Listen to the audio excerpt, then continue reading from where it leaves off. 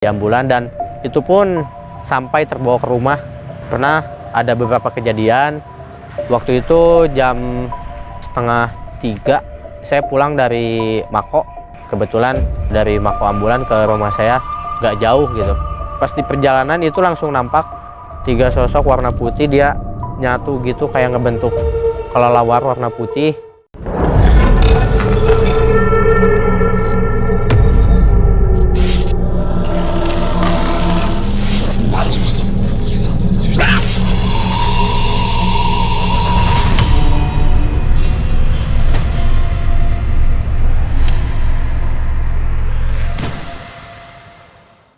Assalamualaikum warahmatullahi wabarakatuh.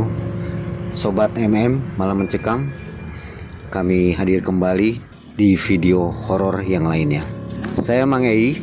Malam hari ini berada di sebuah lokasi, tepatnya mungkin di pinggiran komplek ya, salah satu komplek terkenal di kota Bandung. Malam hari ini saya sudah membawa seorang narasumber, yaitu Kakang. Kakang berdomisili di dekat dengan komplek ini. Dan Kakang ini akan menceritakan banyak kejadian gangguan-gangguan yang dialaminya ketika Kakang pulang dari bekerja, dan akan diceritakan di video ini. Di antaranya kejadian gantung diri dan penampakan-penampakan sosok lainnya di seputar area ini, dan hal itu mengganggu kepada Kakang. Baiklah, sebelum kita mulai, saya ucapkan banyak terima kasih atas support Anda kepada channel MM. Untuk subscribe, like, komen, dan share tentunya. Jangan lupa pula kepada Anda yang memiliki kisah horor, silahkan mengirimkan emailnya ke malammencekamstory@gmail.com. Sekarang kita menuju ke Kakang. Assalamualaikum Kakang. Waalaikumsalam, Mang Ei. Gimana, sehat nih? Alhamdulillah sehat. Ya. Ini para subscriber mungkin sudah melihat ya, sudah kenal dengan Kakang. Dia sebagai siapa? Di video sebelum-sebelumnya mungkin Anda bisa melihat bahwa Kakang juga berprofesi sebagai supir ambulan atau driver ambulan di ACI, Ambulan Community of Indonesia. Kakang, ada berapa cerita nih yang mau ceritakan? Yang utamanya gantung diri, terus yang ikut juga dari Mako sampai ke rumah, terus beberapa di rumah sih. Sepertinya menarik nih. Ayo sobat, kita dengarkan bersama kisah dari Kakang. Silakan, Kang.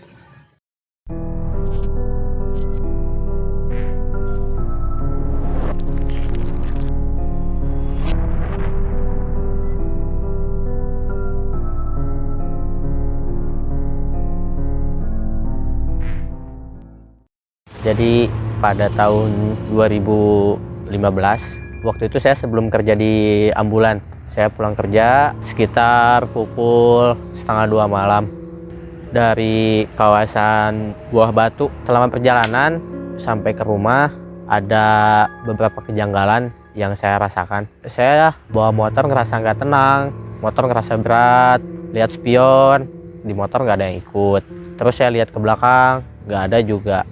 Pas udah masuk kawasan komplek rumah, mulai gangguan mulai berdatangan, kayak ada suara, terus kayak ada bayangan sekilas yang lari gitu. Dan sekitar 500 meter dari rumah lah, di jalan, di jembatan itu ada yang ikut di motor duduk. Pas saya lihat spion kanan, dia duduk nyamping ke kanan, percis di belakang saya mukanya. Dia sosoknya warna putih, rambut panjang, sedengkul. Saya langsung tancap gas motor sampai ke rumah, langsung buka pagar, masuk ke rumah, bersih-bersih. Ternyata dia masih ngikut, terus kayak ada suara ketawa gitu. Saya langsung tidur. Besoknya saya inget-inget lagi, terus saya juga sempat memberanikan diri gitu, balik lagi ke tempat dimana dia ngikutin saya gitu. Malam-malam saya cobain lagi, ternyata benar dia dari tempat itu ngikut saya, nggak tahu kenapa. Tapi saya positive thinking, selama dia tidak mengganggu, ya bagi saya silakan aja kalau mau ngikut. Insya Allah saya juga nggak akan sampai ngusir dia gitu. Terus setelah kejadian itu di rumah juga sempat ada beberapa kejadian yang sama, yang hampir serupa gitu. Kebetulan kan kamar saya berada di lantai 2 dan jendela juga tidak dipasang gordeng. Otomatis pemandangan langsung keluar, langsung 2 pohon mangga yang lumayan lebat. Kadangkala di situ juga ada sosok berwarna putih, berambut panjang, sedengkul sama. dia seperti bermain ayunan menggunakan rambutnya gitu. Kadangkala di pohon yang satu, kadangkala di pohon yang satunya lagi.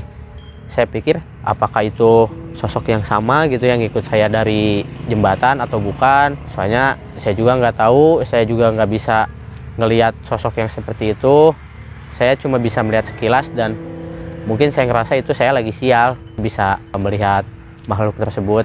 Kejadian itu berulang-ulang. Sempat juga di rumah kadang ada yang ngetuk-ketuk kamar, yang lari-lari di tangga, sempat mengganggu juga, jadi nggak nyaman gitu diam di rumah. Sampai akhirnya di rumah itu saya memutuskan untuk pindah kamar ke bawah, dan alhamdulillah untuk di bawah tidak ada gangguan seperti kamar saya di atas. Terus pada saat saya memulai kerja di ambulan sebagai driver atau supir, itu juga banyak kejanggalan. Di video sebelumnya juga saya pernah bercerita kejanggalan-kejanggalan di ambulan, dan itu pun sampai terbawa ke rumah. Pernah ada beberapa kejadian. Waktu itu jam 2:30 saya pulang dari Mako. Kebetulan dari Mako ambulan ke rumah saya gak jauh gitu. Pas di perjalanan itu langsung nampak 3 sosok warna putih, dia nyatu gitu kayak ngebentuk kelelawar warna putih. Dia terbang ngejar saya kaget dari situ. Saya tancap gas motor, lihat spion, dia masih ngikut gitu. Kejadian itu terulang beberapa kali, dan juga itu sepanjang perjalanan bau kembang itu, bau khas kesukaannya itu benar-benar menyengat. Itu kejadian 2-3 kali itu. Alhamdulillah untuk sekarang nggak ada kejadian itu lagi selama saya di rumah. Untuk kejadian janggal kadang sekarang juga sempat ada gitu beberapa kali, cuman mungkin saya ngerasanya beda sosok, bukan sosok yang sama gitu. Kayak dari langkahnya kayak langkah anak kecil lagi lari-lari ngajak main, tapi itu nggak tahu gitu itu anak kecil dari mana. Dan itu pun kadang dia ngikut, kadang ada di rumah, kadang di jalan. Kadang kalau di jalan juga di atas motor dia suka iseng gitu, suka jahil. Yang namanya anak kecil, kayak anak kecil pada umumnya gitu, suka iseng, suka nyolek-nyolek, terus suka matiin motor. Sempet motor saya di tengah perjalanan mati sendiri gitu. Jadi pas dilihat kunci kontak dia memang mati gitu, padahal tangan saya berada di kemudi motor. Dugaan saya itu mungkin anak tersebut gitu pengen ikut main. Terus sempet juga pas saya perjalanan ke rumah sakit, pas mau nengok saudara dari rumah, ada beberapa gangguan. Itu yang paling sering sih, kalau tiap saya bawa ke rumah sakit ada terus gangguan. Mungkin sosok-sosok tersebut tahu saya sekarang bekerja di ambulan gitu, jadi dia ngikut. Mungkin mereka ingin berinteraksi dengan saya, nggak bisa. Begitupun saya juga nggak bisa berinteraksi dengan mereka gitu. Itu sangat sering gangguan terjadi selama di perjalanan. Kadangkala motor itu kayak ditarik gitu, udah digas tapi kayak nggak maju. Terus beban berat gitu, pas nanjak, kan di dekat rumah saya ada jembatan kebetulan. Itu pas nanjak kadang motor ngerasa nggak naik gitu, nggak ada tenaga. Padahal saya nggak boncengan, saya bawa motor sendiri.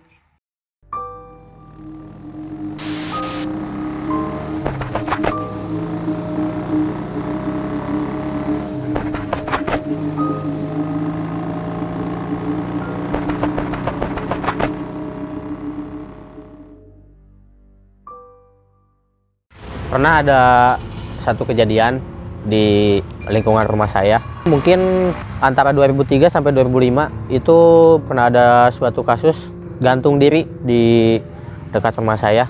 Korban gantung diri itu perempuan, usianya masih lumayan muda, nggak terlalu tua, sekitar usia 28 sampai 30-an lah. Itu menurut cerita dari warga yang saya dengar, itu beliau katanya frustasi karena ada sesuatu hal yang warga tidak menceritakan kepada saya. Dan kasus itu sempat rame beberapa bulan pada tahun itu, dan juga sempat meneror juga ke setiap warga di sekitar rumahnya. Soalnya itu kejadian juga secara tiba-tiba, padahal Pas kejadian itu info kata warga Bada Isya sekitar setengah 8. Komplek juga masih rame, masih banyak warga. Tiba-tiba beliau mengikat tali tambang ke pohon mangga, terus menggantungkan dirinya. Dan pada saat kejadian itu di rumahnya cuma ada anaknya, satu orang berusia 3 tahun kalau nggak salah, usia 3 tahun pada saat kejadian itu. Dan itu pun pada saat tahun itu beberapa warga sempat mengalami gangguan-gangguan mistis dari beliau gitu. Sempat untuk awal-awal dia ada teror, dia itu kayak ada di dalam salah satu rumah warga, dia ngeganggu gitu, ngegoyang-goyangin lemari, terus mainin listrik gitu. Tiba-tiba listrik satu rumah mati semua gitu. Menurut warga sih itu mungkin beliau merasa menyesal atau merasa tidak tenang, tidak ada yang mendoakan setelah dia meninggal. Dan setahu saya juga semasa hidupnya beliau orang yang baik, yang selalu bersosialisasi dengan warga, tidak pernah menutup diri gitu. Tapi pada hari itu entah kenapa tiba-tiba beliau melakukan suatu tindakan yang tidak seharusnya dilakukan gitu. Dia melakukan tindakan gantung diri. Waktu itu di masjid pada saat sedang sholat maghrib, beduk bunyi sendiri, sempat juga pintu berdecit selama sholat maghrib. Itu sempat beberapa kali berulang. Dari kejadian tersebut setelah dia gantung diri, sering juga sih gangguan. Yang lebih seringnya sih di rumahnya sendiri. Dia itu kayak ingin berinteraksi gitu sama anggota keluarganya, sama anaknya, kayak ngejatuhin barang, terus dari suara dia, terus dari langkah. Itu sempat terjadi itu selama tahun itu, dari awal kejadian sampai beberapa tahun itu sempat terjadi. Sempat juga dia ngeganggu ke saya pas saya pulang ngaji. Dia terbang jelas di depan wajah saya, bayangan putih tegak lurus depan muka. Dia terbang kencang, saya langsung lari, langsung pulang, takut.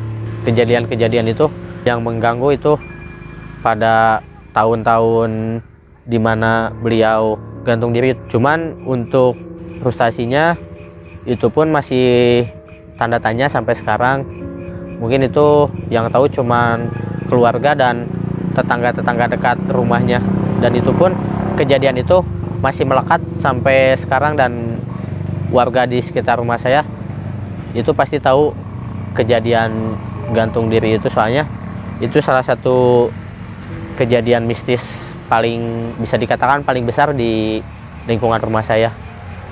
Selain kejadian-kejadian bunuh diri yang lain gitu, sempat juga ada kejadian kasus bunuh diri tapi bukan gantung diri, kayak dia menyayat tangannya sendiri. Cuman itu nggak terlalu nggak terlalu melekat lah di warga, mungkin hal yang biasa gitu kalau yang seperti itu. Cuman kalau gantung diri kan itu posisinya juga almarhumah waktu itu di luar rumah, dan juga ada beberapa warga yang sempat melihat kejadian tersebut.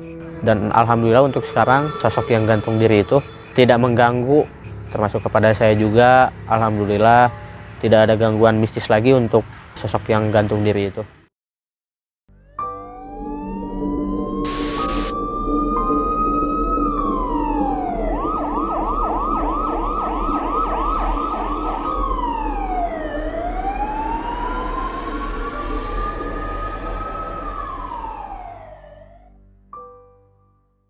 Ada kejadian di kompleks saya sebelum banyak rumah yang terisi seperti sekarang. Dulu itu banyak rumah kosong, dan itu pun sering ngeganggu satpam yang lagi jaga, yang lagi piket malam. Biasanya sosok yang ngeganggunya itu kuntilanak, kadangkala pocong yang menampakkan diri, dan banyak juga sosok-sosok yang lain yang ngeganggu. Dan untuk sekarang alhamdulillah jarang ada gangguan gitu. Paling ada gangguan sesekali, soalnya ada satu pohon ketapang yang lumayan cukup besar, mungkin kayaknya tempat mereka berkumpul gitu. Cuman saya juga nggak tahu pasti, soalnya pohon itu nggak pernah ditebang dari dulu sampai sekarang. Pernah juga ditebang, yang nebangnya malah jadi sakit gitu. Jadi sampai sekarang pohon itu nggak pernah ditebang. Mungkin jangan sampai menebang pohon itu, takutnya terjadi hal-hal yang tidak diinginkan. Itulah tadi beberapa cerita dari Kakang yang dialaminya selama tinggal di daerah pemukiman ini. Banyak sekali kejadian yang mengganggu Kakang. Dan kejadian ini juga banyak menimpa warga di sekitar ini. Kakang, saya mau nanya nih ya. Mangga. Itu setelah diganggu berkelanjutan nggak gangguannya? Oh, itu sempat ada yang berkelanjutan gitu, nggak lama gitu, cuman 2-3 hari lah, nggak nyampe seminggu gitu. Paling lama 3 hari. Yang dirasakan apa? Kalau saya pribadi sih, yang saya rasa badan ngerasa dingin gitu, terus ngerasa berat, kadang di jalan juga perasaan suka nggak enak, terus pundak juga kayak berat gitu, jadi ngerasa sayanya bungkuk gitu. Gangguan kayak gitu sih.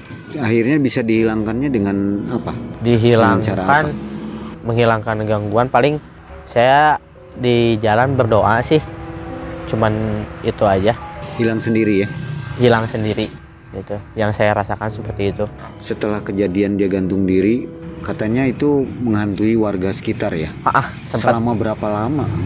Itu 3 bulan lebih. Dia yang paling sering ngedatengin itu justru ke rumahnya sendiri, jadi nggak ke rumah warga yang lain gitu. Ke keluarganya. Sosoknya apa? Dia sosoknya warna putih, kuntilanak. Oh, akhirnya hilang sendiri atau dihilangkan dengan cara spiritual atau gimana?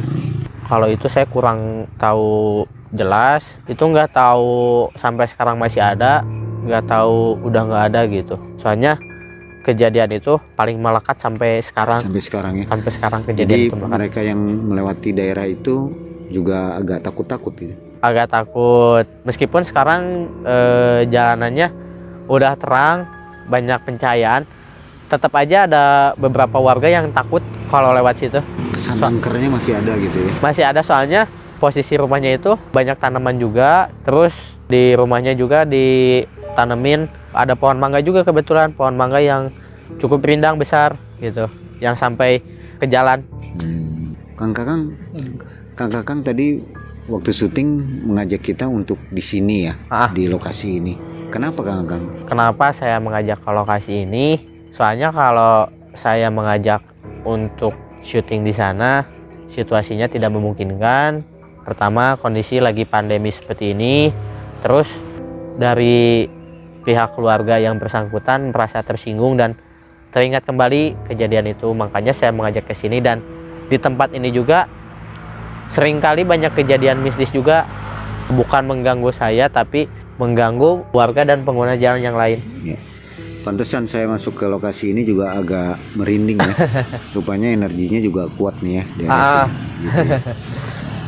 Oke Sobat MM, itulah tadi cerita dari Kakang yang beberapa kali diganggu oleh sosok-sosok gaib ketika melewati daerah ini. Baiklah, saya akan mengundang Teh Siti yang kita ajak ke sini untuk melakukan penelusuran yang akan ditayangkan di channel Melihat Malam. Tentunya Teh Siti sudah siap dengan Abah Japar untuk menelusuri sosok-sosok apa saja yang ada di sini. Silakan Teh Siti. Nah, di depan kita sudah ada Teh Siti yang dari tadi sudah menunggu di balik layar ya. Teh Siti sepertinya dari tadi memantau daerah sini, kelihatannya merasakan sesuatu. Ada apa? Teh Siti merasakan apa? Di sini? Iya. Sini mah banyak. Tadi juga udah ada kayak nyamuk di depan, kayak yang udah sepuh. Terus banyak sih di sini. Kayak lebih dominannya lebih ke cewek kalau di sini. Ya tadi diceritakan oleh Kakang, katanya di lokasi ini sering banyak sosok yang mengganggu warga-warga yang lewat oleh sosok-sosok gaib di sini.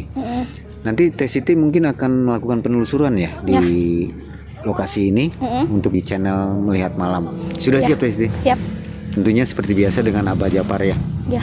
Oke. Nah di lokasi dekat sini juga ada rumah Teh Siti. Itu pernah terjadi kasus gantung diri. Mungkin nanti Teh Siti bisa menelusuri karena apa gitu ya. Ya nanti dicobain. Ya.